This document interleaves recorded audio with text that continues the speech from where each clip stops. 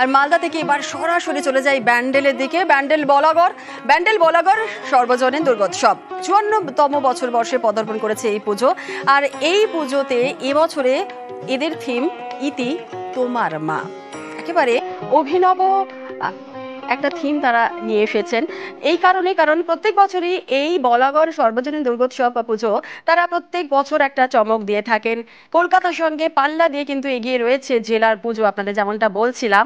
আর theme ইতি তোমার মা, মণ্ডপ দেখেই বোঝা যাচ্ছে যে কতটা সুন্দরভাবে তারা মেসেজ একটা দিতে চেয়েছেন ইতি তোমার মা বলে।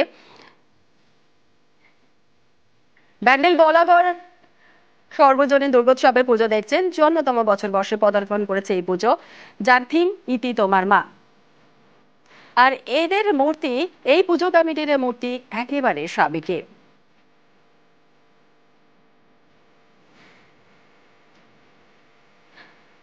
সোমনাথ রয়েছে, সোমনাথের কাছ থেকে একটু জেনে নেব ব্যান্ডেল বলাগড় সর্বজনীন দুর্গোৎসব কমিটি একেবারে সাবেকি প্রতিমার আমরা দেখতে পাচ্ছি, এবং প্যান্ডেল জুড়ে একটা অন্যরকম বার্তা দিতে চলেছেন এই কমিটির, পুজো কমিটি যারা উদ্যোক্তারা রয়েছেন। ইতি তোমার মা, একটুখানি বিস্তারিত জানাও যে আর কি এই প্যান্ডেলের মধ্যে ইতি তোমার মায়ের ছোঁয়া রয়েছে।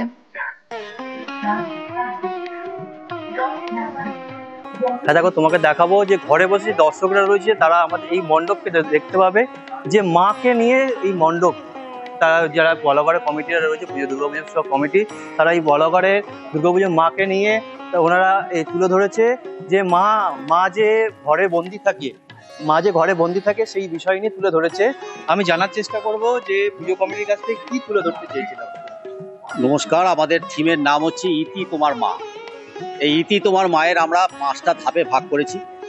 ইতি তোমার মায়ে আমরা প্রথমেই দেখিয়েছি মায়ের শৈশব রূপটাকে, শৈশবের যে প্রতিরূপ, শৈশবে যে খেলে বেড়ানো, খেলাধুলা করা বা বিভিন্ন রকম আঙ্গিকে সেই চিত্র প্রদর্শনীর মাধ্যমে আমরা তুলে ধরেছি। এবং দ্বিতীয় পোর্শনটাকে মায়ের যে মাতৃত্বের প্রতিরূপ, সেটাকে আমরা তুলে ধরেছি। মায়ের যে শৈব শক্তির সঙ্গে মিলিত হয়ে যে মা তার সন্তানকে পৃথিবীতে আনছে, সেই ব্যাপারটাকে আমরা তুলে ধরেছি। তৃতীয় অংশে আমরা দেখাচ্ছি মায়ের যে কষ্ট করে মা মানুষ করছে ছেলেকে, তাকে একটা সমাজে প্রতিষ্ঠিত করছে মা তার। এবার আমরা চতুর্থ আঙ্গিকে আমরা দেখাচ্ছি যে মায়ের বন্দি দশা, অর্থাৎ মা অ্যাকচুয়ালি এটা আমাদের বন্দি ব্যাপারটা, যে তার স্বাধীনতা নেই।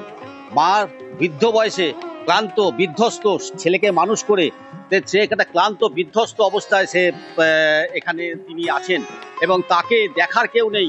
তিনি একটা মনে হচ্ছে যেন গারদখানায় রয়েছেন। হ্যাঁ, এইটা আমরা তুলে ধরেছি। মাতৃত্বের শেষ অবস্থাটা, ছেলে মেয়েদের মানুষ করার পর তাদের দেখাশোনার কেউ নেই, স্বামী হারা তিনি, তার ছেলে মেয়ের অবস্থার তিনি স্বাবলম্বী, অথচ তিনি তার ছেলের সহযোগিতা পাচ্ছেন না। এই ইতি তোমার মা একটা সামাজিক বার্তা এই পুজো কমিটি তারা দিয়েছেন। বেশ, অনেক ধন্যবাদ।